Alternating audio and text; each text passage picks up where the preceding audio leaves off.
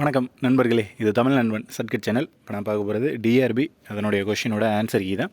So first வந்து மேக்ஸோட answer key அப்படின்றத மட்டும் பார்த்துருவோம். ஸோ இதில் பார்த்தீங்க அப்படின்னா 13 மேக்ஸ் அப்படின்றது கேட்டிருக்காங்க. இப்போ நம்ம பார்த்துக்கிட்டு இருக்கிறது question booklet number D. So ஒருத்தருக்கும் ஒரு புக்லெட் நம்பர் இருக்கும். இது வந்து டி புக்லெட் நம்பருக்கான கொஷின் பேப்பர் தான். ஸோ உங்களுடைய புக்லெட் நம்பர் என்ன அப்படின்றத செக் பண்ணி பார்த்துட்டு அதுக்கப்புறம் ஆன்சர் கீ அப்படின்றத பார்த்துங்க. ஸோ கொஷினோட சீரியஸ் அப்படின்றது நம்பர் வந்து மாறி இருக்கும். ஸோ ஃபஸ்ட்டு இந்த கொஷின் பார்த்திங்க அப்படின்னா 156 மற்றும் 124 ஆகிய எண்களின் மீச்சியமாக காண்க அப்படின்னு கேட்டிருக்காங்க. ஸோ இதற்கான ஆன்சர் 48, 36 பி ஆப்ஷன். இதுதான் இதற்கான சரியான விடை. ரெண்டுக்கும் மீச்சியமாக எடுத்து போடுறது அப்படின்னா 156, 124 அப்படின்னு போட்டு இந்த மாதிரி போட்டு மீச்சியமாக போடுவோம்ல. ஸோ இதை எடுத்து போட்டு நீங்கள் வந்து 31 அண்ட் 39 நம்பர் வரும். பெருக்கல் அதை ரெண்டையும் பெருக்கி போட்டு ப்ளஸ் 4ஐயும் பெருக்கணும். ஸோ மொத்தமாக அது போட்டிங்க ஆன்சர் அப்படின்னு பார்த்தீங்கன்னா கடைசியாக எல்லாத்தையும் பெருக்கி போட்டு ஆன்சர் கண்டுபிடிச்சிங்க அப்படின்னா இந்த நம்பர் அப்படின்றது வரும். அடுத்த கொஸ்டின், ஒரு பொருளை 1550க்கு விற்றால் கிடைத்த லாபமானது அதே பொருளை 1350க்கு விற்றால் ஏற்படும் நட்டத்திற்கு 3 மடங்காகும் எனில் அப்பொருளின் அடக்க விலை என்ன அப்படின்னு கேட்டிருக்காங்க. ஸோ இந்த கொஸ்டினில் நீங்கள் ரொம்ப ப்ரீஃபெல்லாம் ரொம்ப வேறு மெத்தட்லாம் ட்ரை பண்ண தேவையில்லை. ஜஸ்ட்டு 1550க்கு விற்கிறேன்ருக்காங்க, 1350க்கு விற்கிறோம் அப்படின்ட்டுருக்காங்க. ஸோ ரெண்டுக்கும் மிடில் இருக்கிற நம்பர் தான் அசலாக இருக்கும். ஸோ ரெண்டுக்கும் மிடில் இருக்கிற நம்பர் பாருங்கள். இது 1350 கீழே இருக்குது, இது வந்து 1350 கீழே இருக்குது, இது 1550க்கு மேலே இருக்குது. ஸோ இது ரெண்டையும் விற்கிறப்போ இந்த பொருள் வந்து இவ்வளோ நட்டம் ஆகுது, லாபம் ஆகுதுன்றாங்க. அப்போ மிடில் இருக்கிற ஒரே நம்பர் 1400. ஸோ இந்த மெத்தட்லேயும் போடலாம். இன்னொரு ப்ரீஃபான மெத்தட் இருக்குது. ஸோ அதையும் போட்டு உங்களால் ஆன்சர் கண்டுபிடிக்க முடியும். இது ஜஸ்ட்டு பார்த்த உடனே தெரியக்கூடிய ஒரு ஆன்சர். அடுத்த கொஸ்டின், இரு எண்களின் கூடுதல் 25 மற்றும் அவ்விரு எண்களுக்கு இடையான வித்தியாசம் 13 எனில் அவற்றின் பெருக்கு தொகை என்ன அப்படின்னு கேட்டிருக்கேன். ஸோ இந்த கொஸ்டின் பார்த்தீங்க அப்படின்னா ஜஸ்ட்டு 2 நம்பரை கூட்டினா 25 வரணும். அது என்ன நம்பர் அப்படின்றது நீங்கள் வந்து ரெண்டையும் கூட்டினா 1ஐயும் 24ஐயும் கூட்டினா 25 வரும். ஆனால் டிஃப்ரென்ஸ் 13 அப்படின்றது வராது. டிஃப்ரென்ஸ் 24 டிஃப்ரென்ஸ் வந்துடும். ஸோ டிஃப்ரென்ஸ் 13 வர்ற மாதிரி 2 நம்பர் அப்படின்னா 6, 19 தான். ஸோ 6, 19 இதை எடுத்தீங்க அப்படின்னா டிஃப்ரென்ஸ் வந்து 13 வரும். ஸோ இது ரெண்டையும் அதோட பெருக்கு தொகை என்னன்னு கேட்டிருக்காங்க. ரெண்டையும் கூட்டினா 25, டிஃப்ரென்ஸ் 13. இதுதான் இந்த கண்டிஷனுக்கு இருக்கிற 2 நம்பர்ஸ். இந்த 2 நம்பரோட பெருக்கல் என்ன அப்படின்றது கேட்டிருக்காங்க. பெருக்கி போட்டிங்க அப்படின்னா 114 அப்படின்றது கிடைக்கும். அடுத்த கொஸ்டின், எந்த வட்டி வீதத்தில் 16 ஆண்டுகளில் பணம் இரட்டிப்பாகும் அப்படின்ற கேள்வி வந்து கேட்டிருக்காங்க. ஸோ எப்போதுமே வட்டி வீதம் நம்ம கணக்கு பார்க்கும்போது கம்பல்சரி வந்து 100 பேஸ் பண்ணி தான் இருக்கணும். ஸோ வட்டியாக இருந்தாலும் சரி, மற்ற எந்த கணக்குகளாக இருந்தாலுமே சரி, 100 பேஸ் பண்ணி தான் நம்ம வந்து சம் அப்படின்றதே போடுவோம். ஸோ 100 பேஸ் பண்ணி சம் போடும்போது கிட்டத்தட்ட 100 ரூபாய்க்கு எத்தனை பர்சன்டேஜ், 16 ஆண்டுகளுக்கு இரட்டிப்பாகுமா அப்படின்னு கேட்டிருக்காங்க. ஸோ எப்போதுமே 100 பேஸ் பண்ணி போடும்போது உங்களுக்கு இந்த 6.25 அப்படின்றது இந்த வட்டி வீதத்தில் தான் 16 ஆண்டுகளில் பணம் இந்த 100 ரூபா அப்படிங்கிறது 200 ரூபாயாக மாறணும். ஸோ 200 ரூபாயாக மாறுறதுக்கு 6.25 வட்டி சதவீதம் ப்ளஸ் வந்து 16 ஆண்டுகளுக்கு. ஸோ இதுவே 10% வட்டி வீதம் அப்படின்னா 160 ஆகிடும். அதாவது 100ங்கிறது 260 போயிடும். ஸோ அப்போ வந்து 10 வராது. 3னா உங்களுக்கு வந்து 50க்கு கீழே தான் வரும். அப்போ 3ம் வராது. 7.5ங்கும் போது உங்களுக்கு 225 சம்திங் அந்த ரேஞ்சில் போகும். 6.25 அப்படின்றத எக்ஸாக்டாக வந்து உங்களுக்கு வந்து 16 ஆண்டுகளில் 200 வரும். 100ன்றது 200 அப்படின்ற அமௌண்ட்டாக மாறும். அதுக்கு அடுத்த சம், ஒரு சாய் சதுரத்தின் மூலை விட்டத்தின் நீளம் 12 சென்டிமீட்டர் மற்றும் 16 சென்டிமீட்டர் எனில் சாய் சதுரத்தின் பக்க அளவு காண்க அப்படின்னு கேட்டிருக்காங்க. ஸோ சாய் சதுரம் அப்படின்றது எப்படி இருக்கும் அப்படின்றத தெரிஞ்சுக்கிங்க. ஷார்ட்டாக ஒரு சமயம் போட்டுறேன். இதற்கான ஆன்சர் வந்து 10 சென்டிமீட்டர் அப்படின்றது. இது வந்து 16 சென்டிமீட்டரும், இது வந்து 12 சென்டிமீட்டர் சொல்லாங்க. ஸோ ஷார்ட்டாக பிரிச்சிங்க அப்படின்னா இங்கே வந்து 8, ஒரு பக்கம் வந்து 8 வரும், ஒரு பக்கம் வந்து 6 வரும், இன்னொரு பக்கம் 6, 8ன்னு வந்துச்சுன்னா இன்னொரு பக்கம் 10 தான் இருக்கும். ஸோ அந்த பேஸ்மெண்ட்டு 10. இதுக்கு இன்னொரு மெத்தடும் இருக்குது.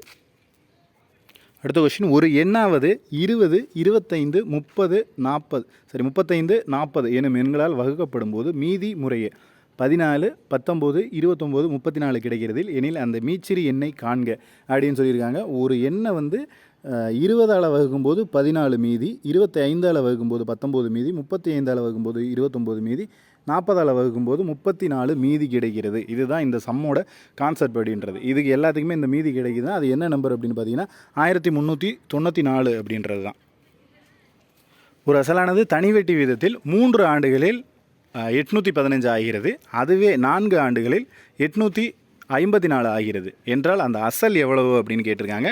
ஸோ வருஷத்துக்கு எவ்வளோ வந்திருக்கு, இது வந்து சம் போட்டு ஆன்சர் பார்த்தீங்க அப்படின்னா 698 வரும். ஸோ எக்ஸ்ப்ளனேஷனோட கொடுக்கணுன்னா போர்டெல்லாம் இருந்துச்சுன்னா கரெக்டாக எக்ஸ்ப்ளனேஷனோட கொடுக்க முடியும். ஸோ ஜஸ்ட் வந்து இதை பார்த்தீங்கனாலே தெரியும், ஒரு வருஷத்துக்கு 39 ரூபா சம்திங் வரும்.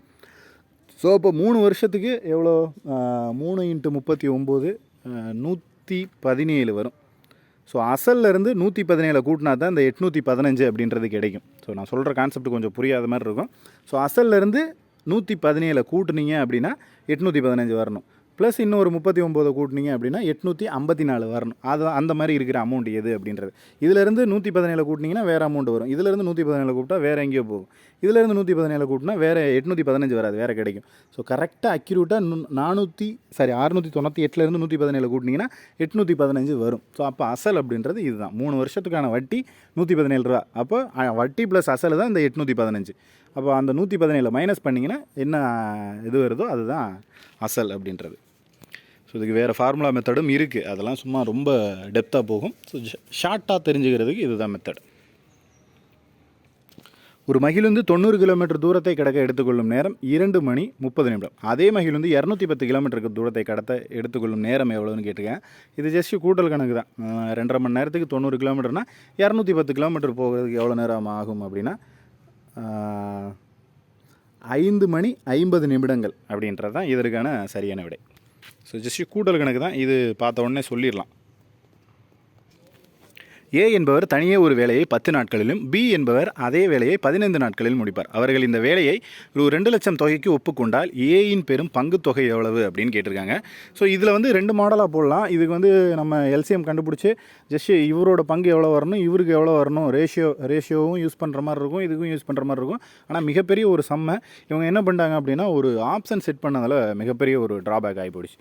என்ன அப்படின்னா மொத்த பங்கு தொகையே 2 லட்சம் தான். ஸோ நம்ம 2 லட்சத்துக்கு கீழே தான் ஒருத்தரோட பங்கு இருக்கணும்.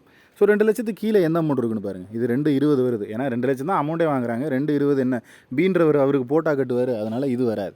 ஸோ இது வந்து தவறாக போயிடும். அதே போல் 3 லட்சங்கிறது தவறு. 2 லட்சம் தான் மொத்த தொகையை. இங்கே 5.20 லட்சம் கொடுத்துருக்காங்க, அதுவும் தவறு.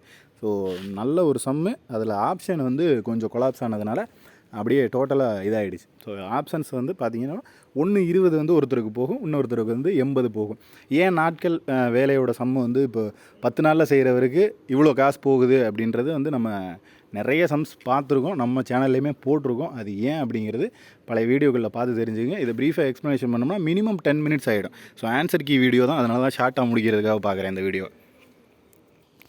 10% ஆண்டு வட்டியில் ஆண்டுக்கு ஒரு முறை வட்டி கணக்கிடப்பட்டால் 3 ஆண்டுகளில் அசலானது 2662 தொகையாக மாறும். அப்போ அசல் என்னது, எந்த தொகையால் மாறும் அப்படின்னு கேட்டிருக்காங்க. அசல்ன்றது 2000 அப்படின்றது. ஸோ 3 வருஷத்துக்கு நீங்கள் தனி வட்டி அப்படின்றது, இது வந்து கூட்டு வட்டியில் கால்குலேஷன் பண்ணியிருக்காங்க. இந்த இடத்துல கூட்டு வட்டி அல்லது தனி வட்டி அப்படின்றது எதுவுமே அவங்க மென்ஷன் பண்ணலை. ஸோ அப்படி மென்ஷன் பண்ணலைனாலும் நம்ம கூட்டு வட்டியில் போட்டால் தான் சரியான முறையில் இதுக்கான ஆன்சர் வரும்.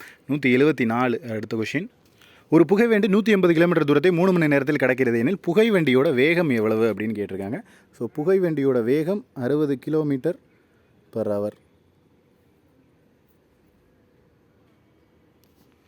அதான் 3 மணி நேரத்தில் 80 கிலோமீட்டர் வேகத்தில் போகுதுன்னா அப்போ 1 மணி நேரத்தில் 60 கிலோமீட்டர் போகும், 2 மணி நேரத்தில் 180 போகும், 3 மணி நேரத்தில் 180 போகும். இதுதான் கான்செப்ட்.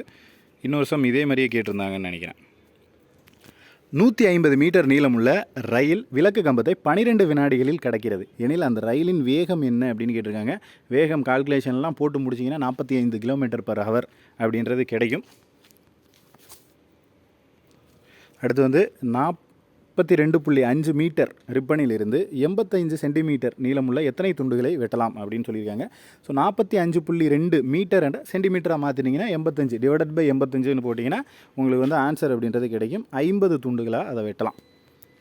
ஸோ இதுதான் மேக்ஸ்க்கான ஆன்சர் கீ. அடுத்தடுத்த வீடியோக்களில் அடுத்து ஃபுல்லாக ஜிஎஸ் ப்ளஸ் தமிழ் எல்லா கொஷினுக்குமே ஆன்சர் கீ அப்படின்றது போட்டுருவோம். உங்களுக்கு இதில் வேறு எதுவும் சந்தேகங்கள் இருந்துச்சுன்னா கீழே கமெண்ட் பண்ணுங்கள். நெக்ஸ்ட் அடுத்த வீடியோவில் பார்க்கலாம். தேங்க்யூ.